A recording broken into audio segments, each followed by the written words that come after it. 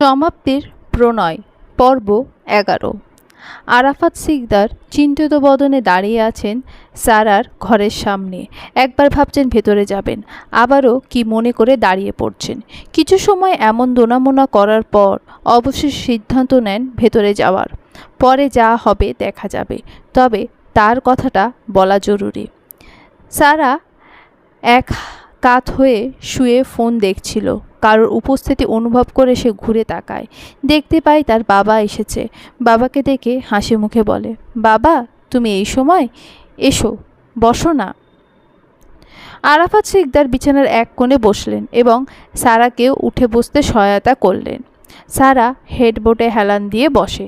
আরাফাত সিকদার মাথায় হাত বুলিয়ে বলে, রাতে খেয়েছো মামুনি? হ্যাঁ বাবা, খেয়েছি, ওষুধও খেয়েছি। আরাফাত সিকদার নতমুখে বসে থাকেন। বাবাকে এহেন ভঙ্গিতে বসে থাকতে দেখে সারা বলে, কিছু কি বলবে বাবা? বলতেই তো এসেছিলাম, কিন্তু এত কি চিন্তা করছো? যা বলতে এসেছো বলে দাও তো। কথাটা তুই কিভাবে নিবি সেটা নিয়েই ভাবছি। সারা ভ্রুকুটি করে তাকায় বাবার দিকে। কি এমন বলবে যার জন্য আজ বাবাকে এত ভাবতে হচ্ছে? সারা আরাফাত সিকদারের এক হাত তার দু হাতের মুঠোয় নিয়ে বলে, তুমি আমার বাবা, তুমি এমন কিছু বলবে বা এমন কিছু করবে না যা আমার জন্য খারাপ। আমি জানি তুমি যাই করবে আমার ভালোর কথা ভেবেই করবে, তাই নির্বিঘ্নে বলতে পারো। আরাফাত সিকদার মেয়ের কথায় খানিক হলেও স্বস্তি পান। সে অন্য হাত দ্বারা সারার হাতের উপর হাত রেখে বলে, মারে একটা আবদার নিয়ে এসেছি তোর কাছে। কি আবদার বাবা? তুই কথা দিয়ে ফিরিয়ে দিবি না আমাকে? আমার কথা রাখবি? সারা পড়েছে মহাফ্যাসাদে। তার বাবা এমন করছে কেন? বাবা কি হয়েছে বলো তো? এমন করছো কেন?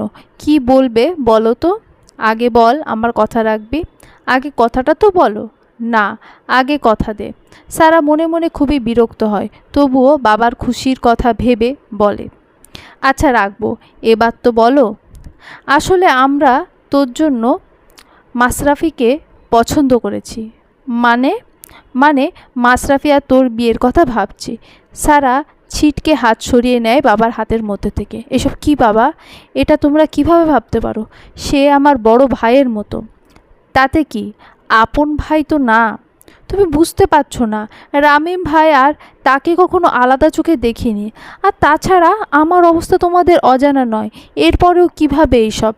আমি তোমার এই কথা রাখতে পারছি না, আমাকে ক্ষমা করো। তুই আমাকে কথা দিয়েছিলি, তুমি কথা আদায় করে নিয়েছো। আর এইসব বলতে আম্মু তোমাকে এখানে পাঠিয়েছে তাই না? কোথায় আছে? বাইরে দাঁড়িয়ে নিশ্চয়ই। আম্মু, আম্মু। শান্ত হ মা, আমিই এসেছি নিজে থেকে। একদম মিথ্যা বলবা না বাবা, আমি জানি এসব তুমি নিজে থেকে কখনোই করবে না। আম্মুকে ডাকো। দরজার বাইরে দাঁড়ানো সায়রা বেগম সবটাই শুনছে। তার পাশেই মিথিলা দাঁড়িয়ে চোখের ইশারায় তাকে ভেতরে যেতে বলে। সায়রাও তার কথা মতো ঘরে প্রবেশ করে। সায়রাকে দেখে সারা আরও ক্ষেপে যায়, বলে, কি করে তোমরা এমন একটা কথা ভাবতে পারো? তোমাদের জন্য ভাই বোনের সম্পর্কগুলো নষ্ট হয়ে যায়। তুমি শান্ত হও সারা, আমাকে বলতে দাও। কি বলবে তুমি? কি বলার আছে তোমার? আপুর মতো আমাকেও এখন আর দেখতে পাচ্ছ না তাই না?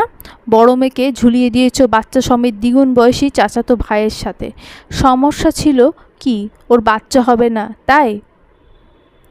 এখন যেই দেখছো আমারও একটু খুঁত তৈরি হয়েছে, অমনি আমাকেও বিদায় করতে উঠে লেগে পড়েছো। ঝুলিয়ে দিতে চাইছো ফুপোতো ভাইয়ের গলায়, আর এই সব বলার জন্য বাবাকে পাঠিয়েছো। আরাফাত সাহেব আর সহ্য করতে পারেন না এসব কথা। মলিন মুখে সে মা মেয়ের মাঝখান থেকে উঠে চলে যায় বাইরে। মলিন চোখ দুটো সাথে সাথে চোকাচুকি হয়ে যায় মিথিলার। আরাফাত সাহেব দ্রুত স্থান ত্যাগ করেন। সারা তুই ভুল বুঝছিস আমাকে। কোনো ভুল বুঝছি না আমি। মাশরাফি আর ওর পরিবার নিজে থেকে এই প্রস্তাব দিয়েছে। সারা যার পর নাই অবাক হয়, খানিক স্তব্ধ হয়ে যায়। মায়ের কথা তার বিশ্বাস হয় না। সিরাতকে বিয়ে দেওয়ার জন্য যে জোর জবরদস্তি করেছে, সিরাত বাধ্য মেয়ে তাই মেনে নিয়েছে। সে তো তার মতো অত ভালো না। সে কোনো মতেই মানতে পারবে না এই সম্পর্কের কথা। মিথ্যা বলছো তুমি। কেন তারা এমন একটা প্রস্তাব রাখবে? আর মাশরাফি ভাই আমাকে মাহিরার মতো বোনের চোখেই দেখে এসেছে, তার উপর একজন সুস্থ সবল পুরুষ নিশ্চয়ই আমার মতো পঙ্গু মেয়েকে স্ত্রী হিসেবে চাইবে না। আর না কোনো বাবা মা তার ছেলের জন্য পঙ্গু বউ চাইবে। তোমার এইসব চাল আমি ভালো করেই বুঝি। নিশ্চয়ই তোমরা তাদের উল্টোপাল্টা কিছু বুঝিয়ে এই বিয়েতে রাজি করিয়েছ। এ কয়েকদিনেই বোঝা হয়ে গেছি, তাই বোঝা হালকা করতে অন্যের ঘাড়ে গছিয়ে দিতে চাইছ। সায়রা প্রাণপ্রিয় মেয়ের মুখে এই ধরনের অপবাদ সইতে পারে না। আল্লাহর দোহাই লাগে, চুপ কর। তাদের চিৎকার চেঁচামেচি শুনে রুমে এসে হাজির হয় মিথিলা। সারাকে দুহাতে ধরে বলে, চুপ করো সারা, কী সব বলছো তুমি? মা হয় তোমার। সারা অশ্রুসিক্ত নয়নে মিথিলার দিকে তাকিয়ে বলে, দেখো না ভাবি, আম্মু আব্বু কী সব বলছে, মাশরাফি ভাই আর আমি, এটা কখনোই সম্ভব? মিথিলা সারার মাথায় হাত বুলিয়ে বলে, আম্মু কিছু মিথ্যা বলছে না। বিকেলে মাশরাফি ভাই আর ফুপা ফুপি এসেছিলেন, তারাই এই প্রস্তাব রেখেছে। ফুপি মাহিরাকে হারিয়ে তোমাকে চাইছে, অনেক রিকোয়েস্ট করেছে আব্বু আর বড় চাচার কাছে, এজন্যই তারা এসেছে তোমার কাছে। সারা কাতর কণ্ঠে মিথিলার দিকে তাকিয়ে বলে, এটা কি সত্যি ভাবি? মিথিলা তার দিকে তাকিয়ে উপর নিচে মাথা নাড়ে, বলে, আমাদের কথা বিশ্বাস না হলে তুমি মাশরাফি ভাই বা ফুপিকে কল করে দেখো। সবচেয়ে ভালো হয় তুমি মাশরাফি ভাইয়ের সাথে কথা বলো। সায়রা বেগম কাতর কণ্ঠে চেয়ে থাকে তাদের দিকে, নিঃশব্দে ঘর থেকে চলে যায়। যে মেয়ের জন্য বড় মেয়েকে সাথে এত দূরত্ব, যে মেয়েকে নিজের চেয়েও বেশি ভালোবেসে এসেছে, সেই মেয়ে আজ তার সাথে এভাবে কথা বলেছে, তাকে মিথ্যাবাদী পর্যন্ত বলছে। সারা তার মাথাটা মিথিলার বুকে এলিয়ে দিয়ে মিথিলা সযত্নে তাকে আগলে নেয়। তোমাদের কাছে কি খুব বেশি বোঝা হয়ে গেছি আমি? কেউ তোমাকে বোঝা ভাবছে না। তারা চেয়েছে বলে এই কথা এত দূর পর্যন্ত এসেছে। যদি তুমি চাও তবেই কথা এগোবে, না হলে এখানেই শেষ। তবুও বলবো, একবার অন্তত মাশরাফি ভাইয়ের সাথে কথা বলে দেখো। বাকিটা তোমার উপর নির্ভর করছে। এখন বিশ্রাম করো, এত উত্তেজিত হওয়ার দরকার নেই, কেউ তোমাকে জোর করবে না। সারাকে কোনো মতে শান্ত করে।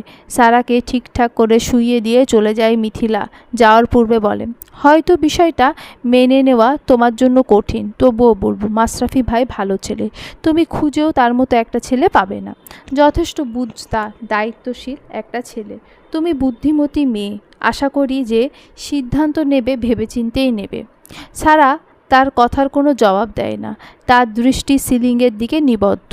মিথিলা আর তার জবাবের আশা না করে বেরিয়ে যায়। কাল নাহিলের গণিত পরীক্ষা। রওনাফ নাহিলকে বসিয়ে অঙ্ক করাচ্ছে। সিরাত রান্নাঘরে রাতের খাবার গরম করছে। একে একে খাবার এনে টেবিলে রেখে সাজায়। কাজ শেষে পা বাড়ায় নাহিলের ঘরের দিকে। গিয়ে দেখে টেবিলের দুপাশে চেয়ারে বাপ ছেলে দুজনে বসে অঙ্ক করছে। একজন করছে, অন্যজন করাচ্ছে। ঘরের ভেতরে গিয়ে নাহিলের উদ্দেশ্যে বলে, আব্বু আর কত সময় লাগবে? মায়ের গলা পেয়ে নাহিল খাতা থেকে মনোযোগ সরিয়ে তার মুখের দিকে তাকিয়ে বলে, মা এখনও অনেক কিছু বাকি আছে। রাত তো 10টা বেজে গেছে, খেয়ে তারপর বাকিটা করে নিও। নাহিল বাবার মুখের দিকে তাকায়, যার সম্পূর্ণ মনোযোগ বইয়ের পাতায়। সিরাত জানে যতটা মনোযোগী দেখাচ্ছে, তার সিকিভাগও মনোযোগ তার বইয়ে নেই, কেবল সিরাতকে এড়িয়ে যেতে এই চেষ্টা। রওনাফ বইয়ে মুখ গুজে রেখেই ছেলের মনোভাব বুঝতে পারে। সেভাবে থেকে বলে, যাও খেয়ে এসো, বাকিটা খাবার পর করবে না হয়। সিরাত নাহিলকে কিছু ইশারা করে। নাহিল বাবার উদ্দেশ্যে বলে, তুমি খাবে না? পরে খেয়ে নেব, তুমি মায়ের সাথে গিয়ে খেয়ে এসো। সিরাত নাহিলকে নিয়ে যেতে যেতে বলে, টেবিলে খাবার বেড়ে রেখে এসেছি, দ্রুত না খেলে ঠান্ডা হয়ে যাবে। তারা যেতেই রওনাফ মাথা তোলে, একটা দীর্ঘশ্বাস ছেড়ে দরজার দিকে তাকায়। কতগুলো দিন তারা ভালোভাবে কথা বলে না। সে জানে খাওয়ার কথাটা কেবল নাহিলের উদ্দেশ্যেই ছিল না, কিন্তু সে চেয়েছিল অধিকার দেখিয়ে আগের মতো তাকেও বলুক। কিন্তু হায়, সেদিনের পর থেকে মেয়েটা তার ক্ষেত্রে যে উদাসীন আচরণ করছে, তা তাকে ক্ষণে ক্ষণে ভেঙে দিচ্ছে। তার আচরণ, তার কথায় মেয়েটা কষ্ট পেয়েছে, সে বুঝতে পারে, তবে সে নিরুপায়। সেদিনের পর মেয়েটার চোখে চোখ মেলাতে পারে না। দুর্বল শরীরটা টেনে নিয়ে যায় ডাইনিংয়ে, দেখে সিরাত নিজে হাতে নাহেলকে খাবার মেখে খাওয়াচ্ছে। চোখের সামনে ভেসে ওঠে আগের দিনগুলোর স্মৃতি। ওই একই জায়গায় বসে তিনজন এক প্লেটে কত খাবার খেয়েছে। সিরাত নিজে হাতে মেখে খাইয়েছে তাকে এবং তার ছেলেকে। দৃষ্টি সরিয়ে তাদের থেকে দূরত্ব বজায় রেখে একটা চেয়ার টেনে বসে। সিরাত খাবার প্লেট এগিয়ে দেয় তার দিকে। খেতে খেতে বলে, বাসা থেকে কল দিয়েছিল আজ বিকেলে, ফুপিরা এসেছিল সারা আর মাশরাফির বিয়ের প্রস্তাব নিয়ে। সিরাত তার কথাই চমকে যায়, বলে, মানে এটা কিভাবে হয়? মাশরাফি ভাই জানে? মাশরাফিও ছিল তাদের সাথে। ছোট কাকা বলল প্রস্তাবটা মাশরাফির থেকে এসেছে। আব্বু কি বলেছে? তারা এখনও কিছু বলেনি, বলেছে যে সারা কাছ থেকে মতামত নিয়ে সামনে এগোনোর কথা ভাববে। ও। এরপর বেশ কিছু সময় চলে যায় তাদের মাঝে নীরবতা। নীরবতা ভেঙে সিরাত বলে, নাহিলের পরীক্ষা শেষ হলে রাজশাহী যাব। তার কথায় রওনাক তড়িৎ বেগে তার দিকে চোখ তুলে তাকায়। হৃদয় খামচে ধরে। তার মনে একটাই কথা বাজে, তবে কি শেষ রক্ষাটা হবে না? নিজেকে সামলে সিরাতের উদ্দেশ্য বলে, কেন? চৈতির বিয়ে ঠিক হয়েছে, দাওয়াত করেছে, তাই যাব। কতদিন থাকবে? ওর বিয়ে তো ঘরোয়াভাবেই হবে, তাই বিয়েতে 2 দিন আর বাড়িতে থাকবো কয়েকদিন। আচ্ছা যেও। বিয়েটার জন্য তো শপিং করতে হবে, সেটা রাজশাহীতে গিয়ে করে নেব। আচ্ছা। এর বাইরে আর কোনো কথা হয় না তাদের মধ্যে। খাওয়া শেষ করে যে যার কাজে চলে যায়। রাত প্রায় 1টার কাছাকাছি। সারা অস্থির ভঙ্গিতে নড়াচড়া করছে, কিছুতেই স্থির হতে পারছে না। তার বুঝে আসে না মাশরাফি ভাই কেন এমন একটা প্রস্তাব দিয়েছে। তাদের জানা মতে মাশরাফি ভাইয়ের গার্লফ্রেন্ড ছিল, তাকে রেখে কেন হঠাৎ এমন কিছু আর ভাবতে পারে না। বিছানা হাতড়ে ফোনটা তুলে নিয়ে কল লাগায় নির্দিষ্ট নম্বরে। কিছু সময় রিং বাজতেই রিসিভ হয় ফোন। ওপাশ থেকে ঘুম ঘুম কণ্ঠে ভেসে আসে, কে? মাশরাফি ভাই? বল, এত রাতে কেন? সরি, আসলে একটা জিনিস জানার জন্য কল দিয়েছিলাম। কথায় কথায় মাশরাফির ঘুম ছুটে গিয়েছে। কম্বলটা ভালো করে জড়িয়ে বলে, কি বলবি বল। আপনি কি ফুপাফুপির সাথে এসে বিয়ের? মাশরাফি স্বাভাবিকভাবে উত্তর দেয়, বলেছি বিয়ের কথা, এখন তুই রাজি থাকলে হবে, না হলে না। কিন্তু কিভাবে? আমরা তো ভাই বোন, তাছাড়া আপনার তো গার্লফ্রেন্ড আছে। প্রথমত, আমরা আপন ভাই বোন না। অহরহ এমন ফুফুতো চাচাতো মামাতো ভাই বোনের বিয়ে হয়, এটা অস্বাভাবিক কিছু না। দ্বিতীয়ত, ওটা গার্লফ্রেন্ড না, ক্লোজ ফ্রেন্ড। তোরা অল্প বয়সে বেশিই পেকেছিলি, তাই উল্টোপাল্টা ভেবে নিয়েছিস। আপনিও তো কখনো বলেননি। আমি কেন বলতে যাব? ভাবনা তোদের ভুল ছিল, আমি কেন সেই ভুল ভাঙতে যাব? আর ওর বিয়ে হয়ে গেছে, এখন বল বিয়ে করতে সমস্যা কোথায়? দেখুন, আমি আপনাকে ভাই ছাড়া অন্য কিছু ভাবিনি কখনো। আর দ্বিতীয়, আমার অবস্থা সম্পর্কে আপনি তো জানেন। আগে ভাবিসনি, এখন ভাব। আর আজ না হোক কাল কাউকে না কাউকে তো বিয়ে করবি, সেই একজনটা আমি হলে সমস্যা কি? মাশরাফির কথায় সারা মুখে তাচ্ছিল্য হাসি ফোটে, বলে, কোনো পুরুষই চাইবে না এমন পঙ্গু কাউকে নিজের অর্ধাঙ্গিনী করতে। কেউ না চাইলেও আমি তো চাইছি। আমার কোনো আপত্তি নেই তোকে নিয়ে। করুণা করছেন? নিজের অপরাধের বোঝা হালকা করতে চাইছেন? মাশরাফি কথার গলাটা আটকে যায়। সারা আবার বলে, আমি আপনাকে কোনো দোষারোপ করছি না, শুধু শুধু নিজেকে দোষী ভাবছেন। মাশরাফি সারার কোনো কথা বলে না। দুজনে মাঝেই নীরবতা চলে। মাশরাফি নীরবতা ভেঙে বলে, সারা, তোর কাছ থেকে একটা জিনিস চাইবো, দিবি? কি চান? মাশরাফি কিছু সময় চুপ থেকে বলে, তোর কাছ থেকে তোকে চাই, দিবি? কেন চাইছেন? ধরে নে একটু শান্তির জন্য, এতে আমার কী লাভ? সর্বক্ষণ পাশে থাকার মতো একটা মানুষ পাবি, যে পাশে থাকলে তোর আর কাউকে প্রয়োজন হবে না, আর কারোর সাহায্যেরও দরকার হবে না। যদি কখনো বোঝা মনে হয়, যদি কখনো মনে হয় আপনি ঠকে গিয়েছেন, আপনার এই সিদ্ধান্তটা ভুল ছিল, কখনোই মনে হবে না। আপনি নিশ্চিত? 100% নিশ্চিত। আজ সিরাত রাজশাহী চলে যাবে। এবার তার সাথে নাহিলও যাবে। ওদেরকে নিয়ে যেতে এসেছে ইশতিয়াক। কাজের সূত্রে এদিকে আসা, সেখান থেকে ওদের নিয়ে যাবে। সিরাত সকাল থেকে ঘরের বিভিন্ন কাজ নিয়ে ব্যস্ত, যেমন রওনাফের জন্য কয়েকদিনের খাবার রান্না করে রেখে গেছে। কয়েক ধরনের মাছ ও সবজি কেটে মশলা বেটে রেখে যাচ্ছে, যাতে তার না থাকাকালীন সময় রওনাফের বাড়তি ঝামেলা পোহাতে না হয়। কাপড় গুছিয়ে ইস্ত্রি করে রেখে গেছে। সোফায় বসে রওনাফ থেকে থেকে দেখে যাচ্ছে তার বইয়ের কার্যকলাপ। মাথায় চলছে ভিন্ন কিছু, ভেবে চলেছে এই মেয়ের যত্ন আত্মি সব কিছুর বেলায় ঠিক, শুধু তার সাথে কথা বলতে আসলে এমন ভাবভঙ্গি করে মুখে যেন দুঃসম্পর্কের প্রতিবেশী। একটু হেসে কথা বললে দাঁত ক্ষয়ে পড়ে যাবে। সেদিন বড় মুখ করে সময় দেওয়া দূরত্বের রাখার কথা বলল, এখন এসবে সে চরম বিরক্ত। বিয়ে করেছে কি এইসব নখরা দেখতে? সে চরম বউভক্ত মানুষ, সেই বই কিনা তাকে পাত্তা দিচ্ছে না এখন। বাচ্চা কাচ্চা বিয়ে করার ফল সে হাড়ে হাড়ে টের পাচ্ছে। নিজেকে দুনিয়ার সবচেয়ে বড় অভাগা মনে হয়। মানুষ একসাথে 2-3টা বউ পালে, আর তার বেলায় আল্লাহ দিয়েছে 2টা বউ। চেহারায় সুরতে মাশাআল্লাহ, আচার আচরণ ভাষায় প্রকাশ করার মতো না। দেয়ালে নিজের কপাল ঠুকতে মন চাইছে তার। বুড়ো বয়সে এসে কি এখন সে হাতে পায়ে ধরে বইয়ের মান ভাঙাবে? অবশ্য যেন তেন বিষয় হলে মানিয়ে নিত, কিন্তু যা চাইছে তা তো তার পক্ষে দেওয়া সম্ভব না। বাবা, ও বাবা! ছেলের ডাকে হুঁশ ফিরে বিরক্তিকর মুখ নিয়ে ছেলের দিকে তাকিয়ে বলে, কি হয়েছে, চিল্লাচ্ছিস কেন? চিল্লাবো না তা কতগুলো ডাক দিয়েছি তোমার তো কোনো খেয়ালই নেই। কি এত ভাবছো শুনি? রওনাফ ছেলেকে টেনে এনে কোলের উপর বসিয়ে বলে, ভাবছি তো অনেক কিছু, কোনটা রেখে কোনটা বলি তোমায় বলো। নাহিল অবুঝের ন্যায় বাবার চেহারার দিকে তাকায়। বাবার কথা তার মাথার উপর দিয়ে গিয়েছে। মানে কি? একটা কথা সবসময় মনে রাখবে, বিয়ে করলে সবসময় নিজের থেকে কম সুন্দর মেয়েকেই বিয়ে করবে, না হলে তোমার বাবার মতো পাস্তাতে হবে। কথাগুলো সে জোরে জোরে বলে, যাতে রান্নাঘর পর্যন্ত শোনা যায়। বাবার মুখে এমন কথা শুনে খানিক লজ্জা পায় নাহিল। এর পূর্বে বাবা তাকে এই ধরনের কথা কখনো বলেনি। আজ হঠাৎ এমন কথায় লজ্জার পাশাপাশি কৌতূহল হলো। এমন কথা বলার কারণ খুঁজতে বলল, কেন বাবা? সুন্দর বউ মানে ভয়ঙ্কর। নাহিল চিন্তিত বদনে মায়ের দিকে একবার, বাবার দিকে, মুখের দিকে তাকিয়ে বলে, বাবা, মাও তো সুন্দর, তাহলে কি মাও ভয়ঙ্কর?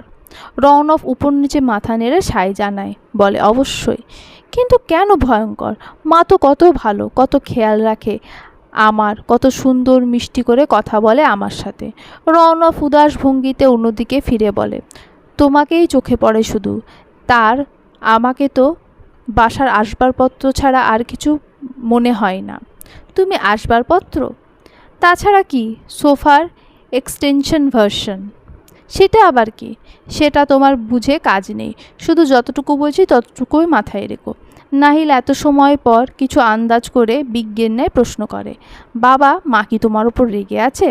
রওনক দীর্ঘশ্বাস ছেড়ে বলে, রাগ নয় বাবা। তাহলে তোমার মায়ের কেস আলাদা কেন? কারণ কী সব শেখাচ্ছেন ওকে? জোরে সোরে হুঙ্কার ছাড়ে সিরাত।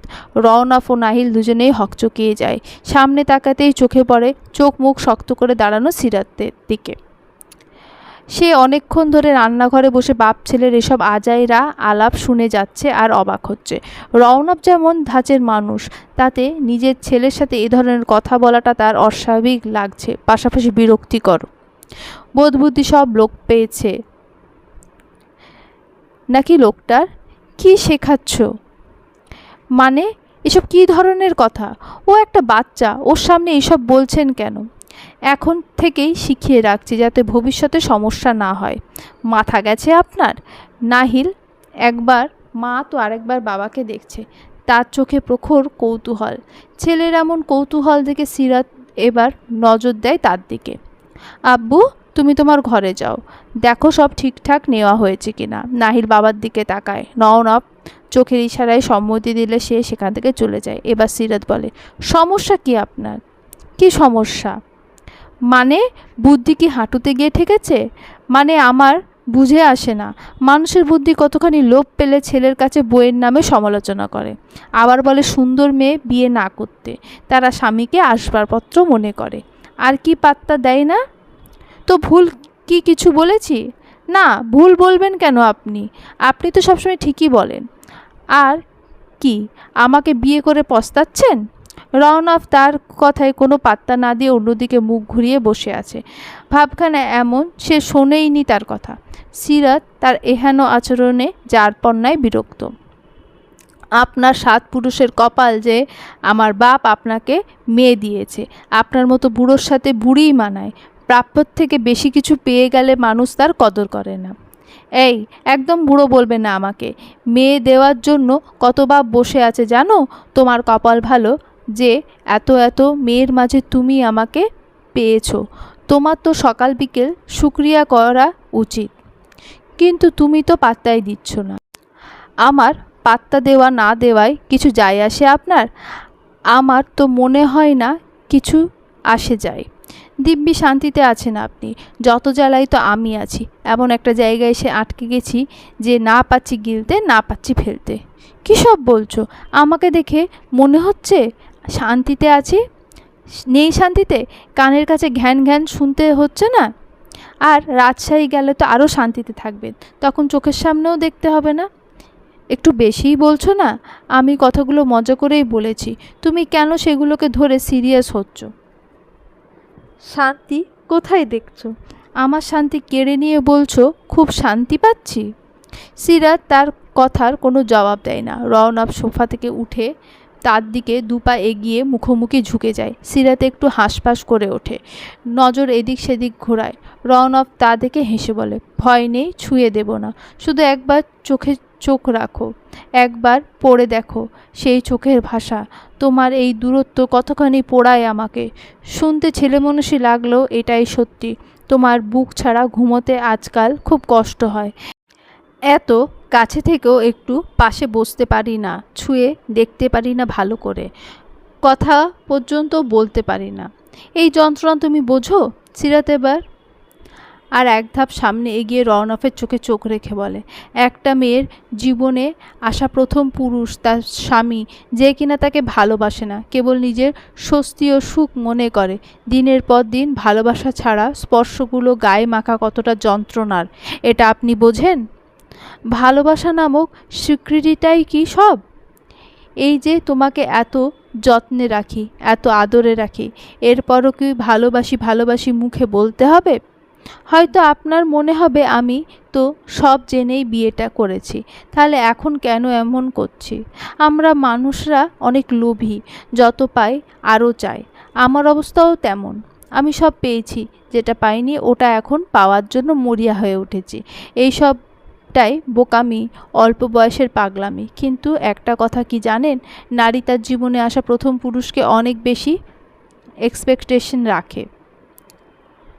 সেটা হয়েছে আমার সাথে। আমি আমার সাধ্যের বাইরে আশা করে ফেলেছি। ব্যাপার না, সময়ের সাথে সাথে এটাও ঠিক হয়ে যাবে। আর সেই সময়টুকুই চেয়েছি আপনার কাছে। রওনকের দৃষ্টিতে কাতরতা ধরা দিয়েছে। কি করে বোঝায় তাকে? সেও তো ভালোবাসতে চায়। এমন আদুরে একটা মেয়েকে ভালো না বেসে থাকা যায়? এতদিন সে উপলব্ধি করতে পেরেছে তার মনে সিরাতের জন্য তৈরি অনুভূতিগুলো কেবল সুখ স্বস্তি না, সব কিছুর ঊর্ধ্বে সে দ্বিতীয়বার কারোর মায়ার পড়েছে, কাউকে ভালোবাসতে শুরু করেছে। কিন্তু স্বীকৃতি দিতে ভয় পাচ্ছে, হারিয়ে ফেলার ভয় পাচ্ছে। পাখি, কতগুলো দিন পর এই ডাক শুনছে সিরাত। এই লোকের এইসব আদুরে সম্বোধন শুনে সে প্রতিবারই গলে যায়। রওনকও কতগুলো দিন পর এই নামে ডাকতে পেরেছে। আবিষ্কৃত কণ্ঠে সাড়া দেয়, আমার পাখি, বলেন। আগের মতো হয়ে যা না, আবার আদরে মুড়িয়ে রাখ না। তোর থেকে এই দূরত্ব আমার দম বন্ধ হয়ে আসে। কিছুদিন সময় দিন, ঠিক হয়ে যাবে সব। আর পাচ্ছি না তোমার এই অবহেলা নিতে। কই অবহেলা করছি? আপনার জন্য রান্না করেছি, খাবার বেড়ে খাওয়াচ্ছি, কাপড় এগিয়ে দিচ্ছি, আপনার সব কাজই তো সময় মতো গুরুত্বের সাথেই করছি। আমার কোনো কাজ করতে আমি কখনো তোমাকে বাধ্য করিনি, শুধু তোমার থেকে একটু সময় চেয়েছিলাম, তোমার হাসি মুখটা চেয়েছি, তোমার আদর, তোমার বুকে মাথা রেখে সারা দিনের ক্লান্তি দূর করতে চেয়েছি। এগুলোর কিছুই পাচ্ছি না। আমার আর কিছু চাই না, শুধু আমার আগের পাখিকে দিয়ে দে, আর কখনো কিচ্ছু চাইব না। সিরাত পলকহীন দৃষ্টিতে তার দিকে চেয়ে থাকে। কি সরল স্বীকারোক্তি! একটু কি টলাতে পেরেছে সিরাতের মন কে জানে। সিরাতের থেকে কোনো জবাব না পেয়ে পুনরায় বলে, তুমি আমার সব, আমার সকাল, আমার রাত, সব। তোমার এই দূরত্ব আমাকে শেষ করে দিচ্ছে। আমি আর পারছি না তোমাকে ছাড়া থাকতে, শেষ হয়ে যাচ্ছে আমি। তুমি সবই জানো, আমার অতীত, বর্তমান, সব। ভয়ঙ্কর ওই অতীত আমাকে শেষ করে দিয়েছে, ভালোবাসায় ভীতি ধরিয়ে দিয়েছে। মনে হয় আমি কাউকে ভালোবাসলেই সে হারিয়ে যাবে আমার থেকে। তাই আমি সেই স্বীকৃতি তোমাকে দিতে চাই না, কখনো না। আমি হারাতে পারবো না তোমাকে। তুমি হারিয়ে গেলে আমি ধ্বংস হয়ে যাব। সিরাত সে চোখে চোখ রেখে চুপ করে দাঁড়িয়ে আছে। একটু হলেও বোঝে সে প্রিয় পুরুষের মনের কথা। সিরাত এগিয়ে যায়, দুহাত বাড়িয়ে দেয় রওনফের দিকে। রওনফ ছল ছল চোখে দেখে। সিরাত আবারও চোখের ইশারা করে। রওনফ এবার ধীর পায়ে এগিয়ে আসে, সিরাতের সামনে দাঁড়ায়। সিরাত চোখের ইশারায় কিছু বোঝায়। রওনফ ধীর গতিতে সিরাতের কাঁধে মাথা গুজে দেয়। সিরাতের দুহাত বলিষ্ঠ পুরুষের পৃষ্ঠদেশে গিয়ে জায়গা করে নেয়। রওনফও এবার হাত তুলে তার পিঠ জড়িয়ে নেয়। হু করে কেঁদে ওঠে 33 বছরের পুরুষটা। সিরাত এক হাত তুলে মাথায় হাত বুলিয়ে দেয়। সিরাত তার কানের কাছে মুখ নিয়ে ফিসফিস করে বলে, চুপ, নাহিল চলে আসবে তো এক্ষুনি। ভালোবাসি আমার জান, কিভাবে কখন এই অনুভূতি তৈরি হয়েছে জানি না, তবে তোমাকে ছাড়া চলবে না। সিরাত বোধহয় ভুল কিছু শুনল। কি বললেন? ভালোবাসি। সিরাতের চোখ ছলছল করে ওঠে। আবার বলেন, ভালোবাসি কলিজা। আবার বলেন, অনেক অনেক ভালোবাসি। সিরাতের হাতের জোর বাড়ে। সে এক হাতে রওনফের পিঠ ও মাথার চুল শক্ত করে আঁকড়ে ধরে বাচ্চাদের মতো হু হু করে কেঁদে ফেলে। রওনফকে ছেড়ে তার মুখটা দু হাতে উঁচু করে ধরে সামনে এনে চোখে চোখ রেখে বলে, শেষ আর একবার বলেন। রওনফে ঠোঁটে হাসি রেখা ফুটে ওঠে। ভালোবাসি আমার পৃথিবী। সিরাত তার মুখের ওপর ঝাঁপিয়ে পড়ে। টুকরো টুকরো চুমুতে ভরিয়ে তোলে প্রিয় পুরুষটার মুখ। রওনফ হাসি মুখে প্রশান্ত মনে গ্রহণ করে প্রিয় নারীর ভালোবাসার স্পর্শগুলো। থামো এবার, শখানেক তো হয়েই গেছে, এবার তো অন্য কিছু ইচ্ছে করবে। রওনফের কথায় সিরাতের হুঁশ ফেরে। দুগালে লাল আভা ফুটে ওঠে। মাথা নিচু করে নেয় রওনফ। তার মুখটা উঁচু করে ধরে বলে, কখনো ছেড়ে যেও না। জীবনের শেষ সময় পর্যন্ত তোমাকে পাশে চাই। শেষ নিঃশ্বাসটা আমি তোমার কোলে মাথা রেখেই ফেলতে চাই। সিরাতও তার দুগালে হাত রেখে বলে, কখনো ছাড়বো না। আপনি আমার, শুধুমাত্র আমার। আপনার উপর আমি ছাড়া আর কারোর কোনো অধিকার নেই। যদি কোনো দিন আপনার আগের বউ এসেও চায় আপনাকে, আমি কিন্তু দেব না। সিরাতের এমন বাচ্চা সুলভ কথা শুনে হেসে ফেলে রওনক। ঠোঁটে ঠোঁট ছুঁয়ে বলে, ওর সাথে আমার ডিভোর্স হয়ে গেছে সোনা। তারপরেও যদি চলে আসে আর বলে, রওনক আমার ভুল হয়ে গেছে, তুমি ওকে ছেড়ে আবার আমার কাছে চলে আসো, তখন যদি চলে যান, যতই হোক সে তো আপনার প্রথম ভালোবাসা, তার উপর আপনার বাচ্চার মা। রওনক বইয়ের কথায় অবাক না হয়ে পারে না। কথা কোন দিক থেকে কোন দিকে নিয়ে যাচ্ছে এই মেয়ে। আবার একটা ঝামেলা না লাগলেই হয়। কী সব বলছো? মাথা ঠিক আছে? ঠিকই বলছি, আপনাকে বিশ্বাস নেই। যাই হোক, আমি কিন্তু দেব না। আচ্ছা, জিততে হবে না কাউকে। আঁচলের তলায় বেঁধে রেখে দিও, ঠিক আছে এবার? রওনক দু হাতে আঁকড়ে ধরে বুকের মাঝে। সিরাতও প্রাণপুরুষের বুকে মুখ গুজে পড়ে রয়। রওনক সিলিংয়ের দিকে চেয়ে দীর্ঘশ্বাস ছেড়ে মনে মনে ভাবে, কতগুলো দিন পর এই ছোট্ট দেহটাকে বুকের মাঝে পেয়েছি। অশান্ত হৃদয়টা আজ শান্ত হয়েছে। দুপুরে ইশতিয়াক আসে তাদের নিতে। বিকেলে তারা রওনা হবে। দুপুরের খাওয়া দাওয়ার পরে ইশতিয়াক তাড়া দিচ্ছে সমানে। সিরাত নাহিলকে তৈরি করে দিয়ে এখন ঘরে এসেছে নিজে তৈরি হতে। কাবার থেকে পোশাক বের করে পেছন ঘুরতেই দেখে রওনফকে। তার পেছন পেছন ঘুরছে সেই থেকে। তার মুখে আধার নেমেছে। সিরাত কাপড় নিয়ে ওয়াশরুমে ভেতরে এক পা রাখে এমন সময় পেছন থেকে ভেসে আসে, এখানেই চেঞ্জ করো, তাহলে আপনি বাইরে যান। আমার সামনে চেঞ্জ করতে কি সমস্যা? চাইলে চলেই তো যাচ্ছ, একটু দেখে শুনে রাখি, কবে আবার দেখব তার ঠিক আছে নাকি? সিরাত এমন বেফাঁস কথা শুনে লজ্জা পাবে নাকি রাগ করবে বুঝে ওঠে না। অসভ্য কোথাকার। চেঞ্জ করে বেরিয়ে ড্রেসিং টেবিলের সামনে দাঁড়িয়ে চুল আঁচড়ে নেয়, মুখে ক্রিম লাগিয়ে ঠোঁটে একটু লিপ বাম লাগিয়ে একবার ভালো করে পরখ করে নেয় নিজেকে। অন্যদিকে রওনক বিছানায় বসে এক ধ্যানে তাকিয়ে আছে বউয়ের দিকে। তার কাছে মনে হচ্ছে বউ তার দিন দিন আরও সুন্দর হচ্ছে। আগের তুলনায় শরীরে ভার এসেছে, দেহের গড়নে বিবাহিতা নারীর একটা ছাপ ফুটে উঠেছে। আজকের দিনটা থেকে গেলে হতো না? কাল যাও না। সিরাত হ্যান্ডব্যাগ গোছাতে গোছাতে বলে, না হতো না। কাল কি আপনি গিয়ে দিয়ে আসবেন? আর কাকাই এসেছে, তার সাথেই চলে যায়। আপনার ছুটি পেতে পেতে চৈতির বিয়ে শেষ হয়ে যাবে, তখন কি করতে যাব? আর ও অনেক করে বলেছে যেন আমি আর ইলা অবশ্যই যায়। এখন না যেতে পারলে কষ্ট পাবে ও। স্বামীর কথা না ভেবে বান্ধবীর কষ্ট পাবে তাই ভেবে যাচ্ছ? আপনার থেকে অনুমতি নিয়েই যাচ্ছি। সেদিন খাওয়ার টেবিলে আপনিই যেতে বলেছেন, এখন মোটেও ঢং করবেন না। তখন তো ঝগড়া ছিল আমাদের, এখন তো সব মিটমাট হয়ে গেছে, তাই অন্তত একটা রাত আমায় দেওয়া উচিত তোমার। সিরাত এবার বিরক্তির শেষ সীমায় পৌঁছে যায়। এর চেয়ে তো ভালো ছিল এতদিন কথা না বলেছিল, এখন মুখ খুলেছে কি একটার পর একটা বেফাঁস কথা বলে যাচ্ছে। কোনো রকমে ব্যাগটা কাঁধে তুলে দরজার দিকে হাঁটা দেয়। এই মুহূর্তে এই লোকের সাথে কথা না বাড়ানোটাই উত্তম মনে করছে সে। দরজা পার হওয়ার পূর্বে হাতে হ্যাঁচকা টান লাগে, এক টানে এসে পড়ে রওনকের প্রশস্ত বুকে। নাকে ভালো মতোই ব্যথা পেয়েছে সে। মুখ তুলে কিছু বলতে যাবে, তার পূর্বে কোনো প্রকার পূর্বাভাস ছাড়াই দখল করে নেয় তার অধৈর্যগল। গভীর আশ্লেষে অনেকটা সময় নিয়ে চলে এই আক্রমণ। সিরাত হাঁপিয়ে ওঠে, দু হাতে ঠেলে সরাতে চায় তাকে। নাছোড়বান্দা রওনক এতে বেশ বিরক্ত হয়। এক হাতের মাঝে তার দুই হাত আটকে অন্য হাত দিয়ে থুতনি চেপে ধরে পুনরায় নিজের কাজে মনোযোগী হয়। অনেকটা সময় পর তাকে ছেড়ে দেয়। দুজনের সমানেই হাঁপাচ্ছে। আবারও এগিয়ে আসে রওনক। সিরাত কিছু আন্দাজ করে ঠোঁট ভেতরে চেপে নেয়। রওনক তার কাজে হেসে ফেলে। এগিয়ে এসে দু কাঁধে হাত রেখে কপালে ঠোঁট ছুঁয়ে বলে, সাবধানে যাবে, নিজের আর নাহিলের খেয়াল রাখবে। ফোন দিলে সাথে সাথে ফোন রিসিভ করবে, মনে থাকবে? সিরাত উপর নিচে হ্যাঁ সূচক মাথা নাড়ে।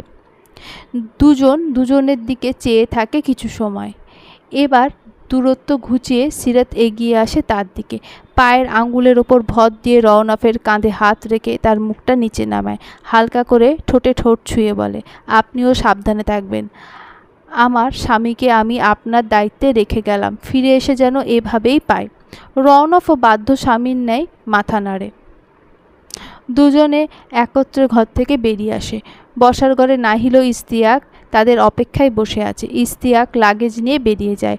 রওনক নাহিলের কাছে গিয়ে হাঁটু মুড়ে বসে দু হাতে একত্রিত করে বলে, সাবধানে থাকবে বাবা, কোনো দুষ্টুমি করবে না, কেউ যেন তোমার নামে অভিযোগ করতে না পারে। নিজের খেয়াল রাখবে, সাথে মায়ের খেয়ালও রাখবে। তোমার দায়িত্বে পাঠাচ্ছি মাকে, তাকে দেখে রাখবে, কেমন? নাহিল বাবার কথা মাথা নেড়ে সায় জানায়। রওনক ছেলেকে জড়িয়ে চুমু খেয়ে বউ ও ছেলেকে এগিয়ে দিয়ে আসতে যায়।